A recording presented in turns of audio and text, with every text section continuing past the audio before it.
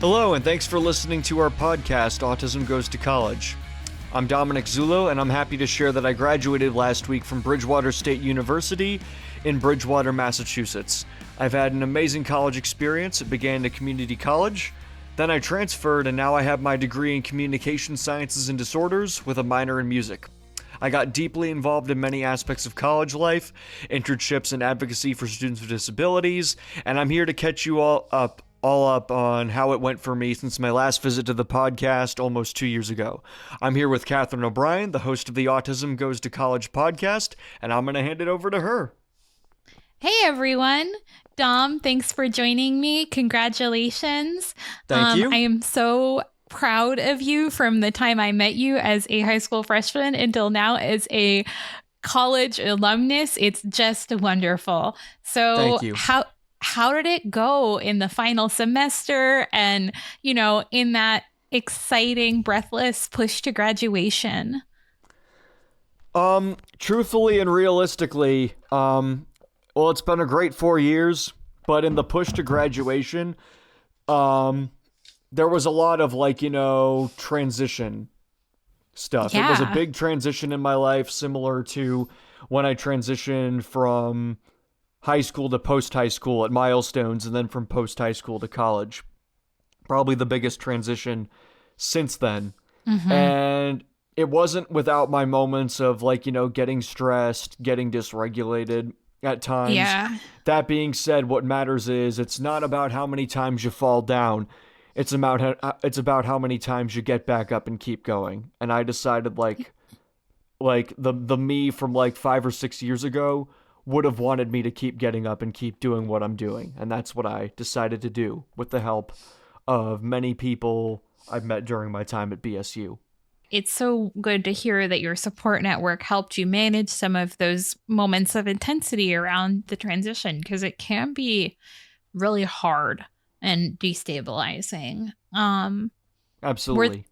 Were there any things that particularly helped managing that, or was it just really the support and love of your community?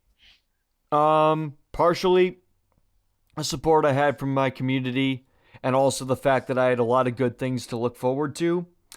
But openly, I'll admit this, the one biggest thing that I would say I struggled with during my college experience was, especially during this past semester, I was really burning both ends of the candle.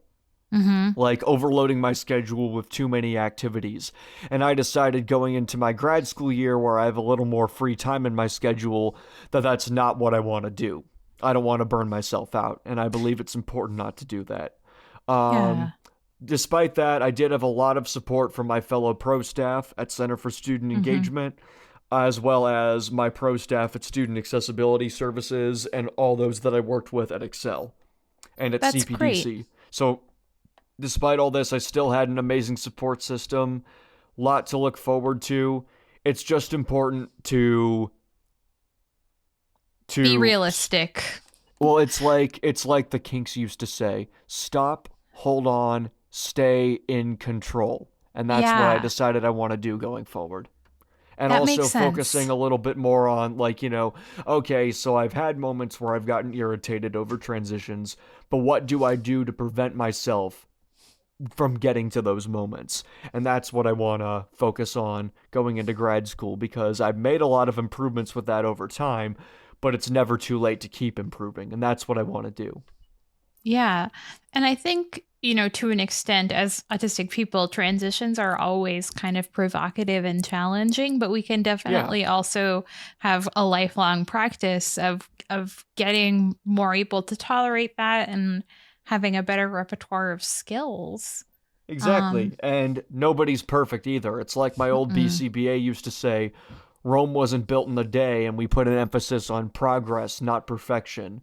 And I really want to put an emphasis on that going forward when I'm in grad school. Absolutely. That isn't to say I didn't accomplish a lot during my time as an undergrad, though, because I feel like I've got a great deal of stuff that I've accomplished. In fact, I know I do, and I only look forward to accomplishing even greater things in the future. Yeah. Were there specific parts of the transition out of undergrad life that were really challenging? Just so maybe folks who are in their second to last or final semester can kind of think ahead? So for students who are going into their second to last or final semester, you're gonna have a lot of activities piled into your schedule, whether it be senior activities, like the senior dance, the Crimson Gala, as well as the senior Red Sox game and other stuff. What I recommend is don't try to do everything. Don't pile too many activities onto your schedule. Go to what you can go to, but don't burn yourself out. Also, senior year is a time where, like, people tend to overspend a lot. And what I recommend doing is, like, watch your budget, keep into perspective what you're spending on. Think, will this purchase be worth it in the long run? And it's also Mhm. important to think about what your next steps are. Do I want to live independently? Do I want to go to grad school? Do I want a full-time job? Do I want to do all three? Yeah. It's a very, like, pick your path situation. And also, don't apply for just one job. Apply to like 30 or 40 different jobs, because I know people who have gotten to a situation where, like, they apply to one and they don't get it. And I knew that that wasn't a position I wanted to be in. I already have like 10 different graduate assistantships I'm planning on applying to, which fingers crossed I get one. But I was able to get a job at the YMCA, which I'm just Mhm. started the other day, and also an internship with the Neurodiversity Alliance. So, Yeah. like, good things will happen. Like, even if you think you can't get to that milestone, never say never. You will be able to get there if you work for it. And also, don't spend a lot of time comparing yourself to others, comparing it to people who might have more than you, being like, oh, this person has that. This person has this stuff that I don't have. Instead of looking at them and being like, I wish I was that person, or wish I could, like, have what they have. Think about, what can I do to take the steps to get there? Yeah. What can I do to take the steps to get to that apartment, to get to that job, to have some success? Because, like, Mhm. success isn't always about how much you have. It's also about how you treat people. That's Yeah. how I look at it. And how And not far only you've that, but also, come. and how far you've come, absolutely. And also, don't walk through life trying to be somebody you're not. I believe Mhm. Kurt Cobain said it best: wanting to be someone else is a waste of the person you are. So, Yeah. embrace yourself, learn to accept yourself, Mhm. do things on your own time at your own pace, and that is how you are going to thrive. Yeah. So, um, academically, how was the coursework as a senior? Did it get harder? How did you manage the last year? Um, My academic course load was much harder during the fall than it was during the spring, but I think part of why it was hard wasn't because the classes were hard. Mhm. It was mainly because I piled too many activities onto my schedule. And also, I was working 18 to 20 hours a week on average, Oh, yeah, which that is a lot of hours. they have a rule at BSU. You can only work 20 hours a week full time if you're a student employee. Mhm. It's 20 hours during the school year and 40 during the summer, but it Yeah. was still a lot that I was trying to do. And the big lesson I learned from this is, you can't do everything. You can't burn yourself out when you got to Mhm. put a class first. You are a student first. There are two things that come before your involvement always, and those are, one, your work as a student, and two, your mental health. And if you Yeah. prioritize those things above anything else, that's how you're going to thrive. This event may look fun that you want to go to, but Mhm. it's important you prioritize your own mental health, well being, and academics in the midst of Yeah. doing that. And speaking of things that can help with prioritizing your academics and really getting the most out of them and your mental health, accommodations and supports. Did you change what you requested or used over the last couple years? Have you continued to work with an Actually, academic coach? yes, I did. Well, I've worked with academic coaching all 4 years of my time at BSU, but this past year as a senior, it was especially helpful. I have a different one I Great. work with every year, so that's awesome. Mm-hmm. And the Academic Achievement Center, some people might look at it from the outside and say, oh, it's cool, I should check it out. But there's a real mistake you can make in not taking advantage of resources like the Academic Mm-hmm. Achievement Center, Career Services, Center for Student Engagement, other types of involvement on campus, involvement fairs, career fairs, and resource fairs. 92% of BSU students from the classes of 2024 and 25, from fact, reported being enrolled full-time in a job or in grad school or living independently within 6 Mm-hmm. months to a year of graduating. So it really shows to you how beneficial those resources will be to you and to take advantage of Yeah, them. absolutely. And And I've been a strong last advocate time, for encouraging others to use them too. yeah, and I think it's important to see successful, happy students who are just like, yeah, I use this, I love it, it helped me. Absolutely. Last time we were talking, you were thinking ahead, kind of entertaining graduate school versus workforce and career options with the communication sciences and disorders degree that were either the traditional speech language pathology or alternative routes. I know you're headed to grad school, but talk us through your career aspirations and what you're thinking right now. So I took speech and hearing science in the spring of 2024. It was my third ever speech language pathology class. Mm-hmm. And I decided, okay, this field probably isn't the field that was right for me. But it was my advisor, Dr. Eicher. Shout out to her. She's my rock. Mm-hmm. I've learned more from her than I have any other faculty during my time at BSU. And she told me when I felt like I wanted to drop the major, don't drop the major, because there are other directions you can do with this field.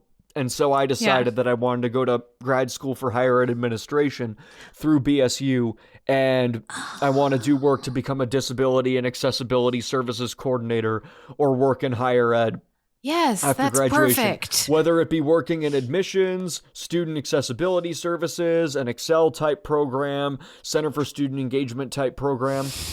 I want to do that Yeah. I want to do that when I graduate, and I'm planning on moving out to Western Mass, hopefully, or Western or Central Mass, and working at a college or state university out there. That being said, I Yes. feel like I made a really big impact at BSU, and I want to make an impact on a school where maybe they don't have as much knowledge of disability and accessibility services, or there isn't a lot of representation of those students on campus. So, Yeah. and that's what I've been looking Wonderful. at. I know you have some interim work lined up, but is there a career center on campus to aid you in achieving these bigger, like, Oh, career dreams absolutely. and goals? Yeah. Yep, and they have a graduate assistantship that I'm planning on applying for. So I have like 8 or 9 graduate assistantships I'm considering applying for, but my top ones are Excel, Career Services, and the Academic Achievement Center. So Yeah. Well, best of luck. It only thank takes you. one, but I think there is obviously a lot of wisdom in applying to several because that way, you're hedging your Yeah. bets. It's never a good idea to Well, put graduate all of your, assistantships are great because yeah. if you do a graduate assistantship at BSU, your tuition gets waived and you get free parking, which I think that's pretty cool. You mentioned that you're thinking of eventually living in central or western Massachusetts, but last time we spoke, you had decided against moving into the dorms as an undergraduate. What are you thinking of for housing during grad school? For housing during grad school, it's a 1 year program, so I'm planning on living at home to save money from whatever GA thing I do, whatever internship I'm doing with the Neurodiversity Alliance, which I'm also attending their conference in Denver this year to learn Oh, about awesome. neurodiversity leadership on college campuses and how to expand that, and I'm very excited about that. And also whatever I make at the Y. Planning Yeah. on saving that up for an Super apartment. responsible. Yes, and moving out to Western Mass to pursue a career out there. Which, if you've ever been to Northampton, Yes. Northampton is a Love it. wonderful community, very inclusive, Lots of things I love seeing there: disability accessibility, multiculturalism, people from all different cultures and backgrounds blending together. And I immediately thought to myself, I've been there like 8 or 9 times and I love what I see. It just keeps getting better and better each time. And I like, yeah, Yeah. this is around the area where I want to work. Yeah, so that 5 colleges, Pioneer Valley area around Northampton just feels like home, I'm hearing. Oh, I j- absolutely. No question there. yeah, and the arts and culture scene brings me back to Yeah, your that's the other thing, the arts and music. yeah, it brings me back to your minor in music. Have you been playing in any bands still? Like what is your music involvement going like right This now? past year, I participated both semesters in the chorale performance, the pop vocal performance, the my professor's individual voice recital, which I had done for 7 semesters in a row, and also participating in various talent shows across campus. Um, the Best Buddies talent show, the Crimson's Got talent show, and also I probably won't be doing any BSU music performances in the fall, but I decided that I want to continue performing performing at local music venues throughout Massachusetts and expanding my music career because I want to do higher ed by day and local gigs by night. That's how I want to Yeah. do my career. And not only that, but I also decided that I've been reaching out to friends for music venue recommendations, and I have a friend who lives in Grafton, Mhm. Massachusetts, who told me that there's actually a venue in her hometown that does open mics. So when she gets the name of the place, she's going to let me know so I can go play there. Okay. Well, Massachusetts music fans, look for Dom at an open mic near you. Thank you. I wondered about any bands, but obviously the answer was many bands. So did you finish out your undergrad degree as a commuter student? Do you have any commuter student pro tips now that you've been at it for a while? I did all 4 years as a commuter, and I was still able to go to hundreds of events. And I will say to any commuter student looking to get involved, old or new, don't think that just because you're a commuter that means you can't get involved. Take advantage of the opportunities that are offered to you, get involved, make the most of it, and pretty much anything that's open to a resident is open to a commuter as well. And there's always something happening every day across campus. So definitely take advantage of that. Yeah. Yeah, definitely. Keep your eyes open for opportunities to be involved. And so I know you've done a variety of work with campus centers, with orientation, and around building, disability community and neurodiversity community. What's the work been like lately? What have you been accomplishing Well, for the work-wise? second year in a row, the Excel students got to attend graduation at Xfinity Center. And in addition to that, for the second year in a row, they got to attend the Crimson Gala, the senior dance, and they've had continuing growing involvement in program council. My friend Dylan is one of our most loyal supporters at Hmm. program council. What's up, Dylan? Giving you a shout out. Um, and I also made a goal for myself at the beginning of the school year, being like, okay, one of your goals, because it was my final year on the program council board, Dom, you're going to find somebody who is just as passionate about disability inclusion as you are and is going to continue the stuff that you've been doing.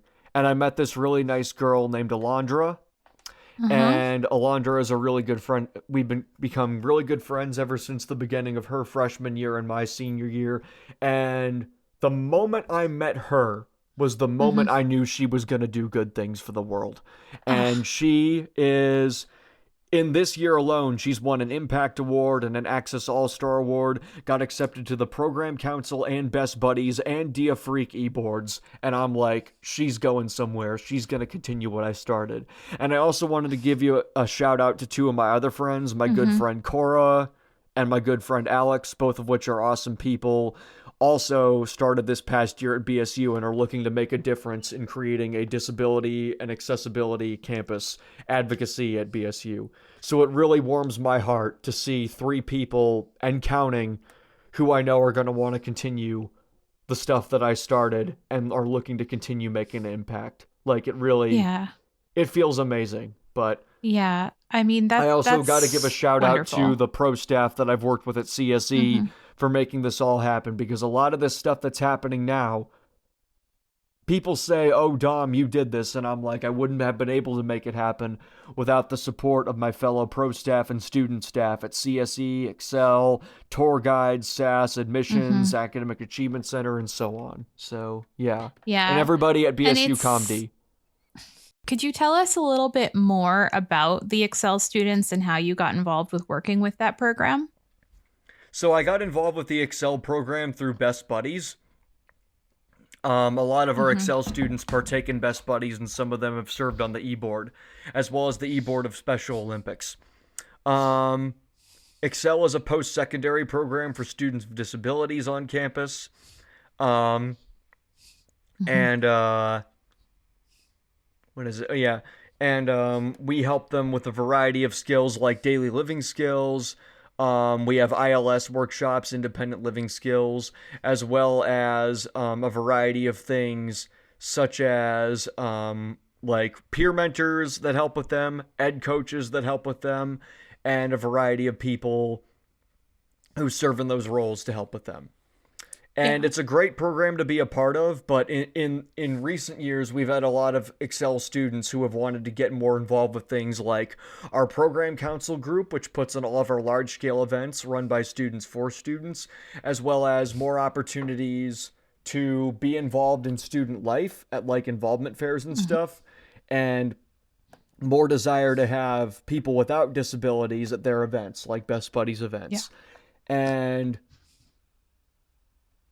I also had been an advocate for these students to make sure that they were not integrated, but included. And Yeah. because inclusion, everybody's involved, as opposed to integration where they're at one table kind of separate away from everybody. Hmm.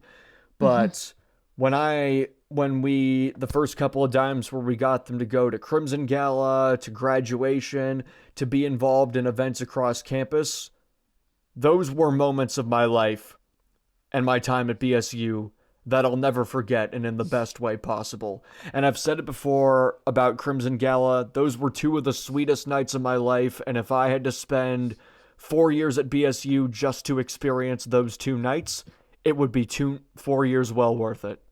So, Excel students have intellectual and developmental disabilities, and you got involved because you were mentoring with Best Buddies, which is a peer to peer mentorship Yep, organization. I also worked as a peer mentor for the Excel program as well, both a day I mentor see. and a night mentor. And speaking of broader advocacy efforts, I know there's been some meaningful progress on the blue envelope bill in Massachusetts lately. Can you tell us a little more about that and what's been happening?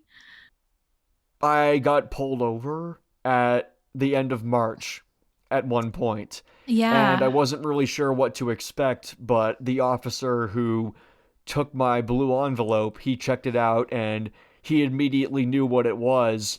And he gave me a warning, which was like, be safe on the roads and all that, but also gave me an offer to speak at the local police department in their town about the blue envelope bill advocacy. And I'm going to do that with them next month. Oh, that's And not wonderful. only So, that, but I also went to the State House last year to support it with my mom. mhm. And this past week, it passed the House and is now on the way to Governor Maura Healey's desk to be signed into law. Yeah. So, for those of you that may live in a state without a blue envelope bill or law, the blue envelope is a optional program for autistic and otherwise similarly disabled drivers, so that when you're in a high stakes interaction with law enforcement where you might have autistic distress behaviors or it might be hard to communicate socially, um, the envelope around your driver's license lets the officer know in a non-confrontational manner that keeps it safe for everybody that you have a disability that should be accommodated respectfully. So that's what that's about. And Dom and his mom have been pretty instrumental in getting that program enacted in Massachusetts. And the legislation is to kind of mandate training and support of it throughout the state. Yep. Well, our main goal is to have local law enforcement be just as aware of it as state law enforcement is, because student people with autism mainly do driving in their local communities, and we wanted to put an emphasis on that. Yeah, certainly a lot of autistic people prefer or choose not to drive on the freeway, so we are more likely to interact with local law enforcement agencies. Yeah. And goodness knows I get very anxious every time I'm pulled over. So it's something that I care a lot about as well.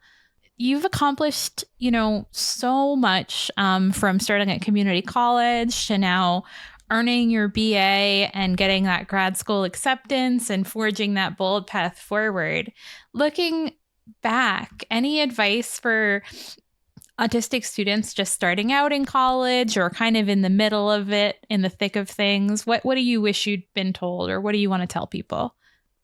The 3 most important life lessons that I've learned that got me to where I am now as a college student.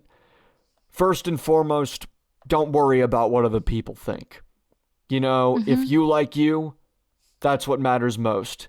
And secondly, and more importantly, don't try to be somebody you're not, and don't compare yourself to others.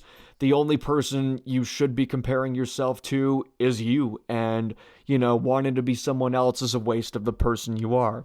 And thirdly, and more importantly, this is the most important one, look at the world from a perspective of, so what? So what if something didn't turn out the way I wanted to? So what if things aren't going according to plan? So what if I have to make changes? Instead of being all upset about that sort of stuff, take steps to think about, what can I do to solve this problem? What can I do better next time? And the more you focus on a solution as opposed to being focused on the problem, the more you are likely to thrive in college. Yeah. And also seek support from others too if you don't know the answer. Yeah, absolutely.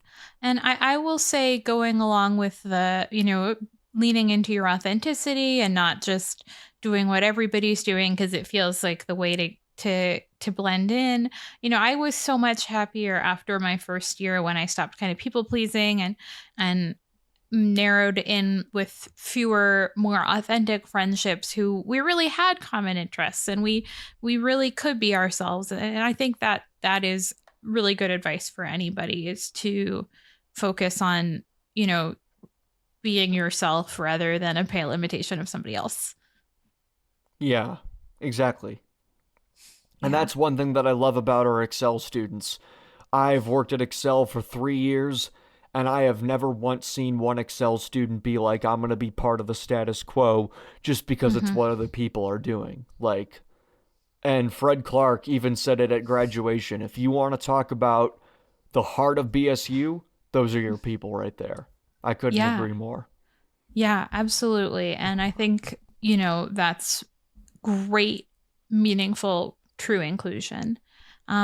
So congratulations again, and congratulations on your acceptance to grad school for the Master's in Higher Ed Administration. That's really exciting. I think the higher ed space needs people like you, Dom, who have the passion and the fire and the lived experience of what works. Thank you. Thank you so much, Catherine. Yeah. And I mean, we're all so proud of you. I can't wait to tell the other folks who worked with you when you were, just a cool teen hanging in high school. I still can't believe I did it. I can, but it definitely took a lot of tenacity and determination on your part. Thank you. All right. Awesome. And that's our show. Thank you so much for having me, Catherine. I appreciate it.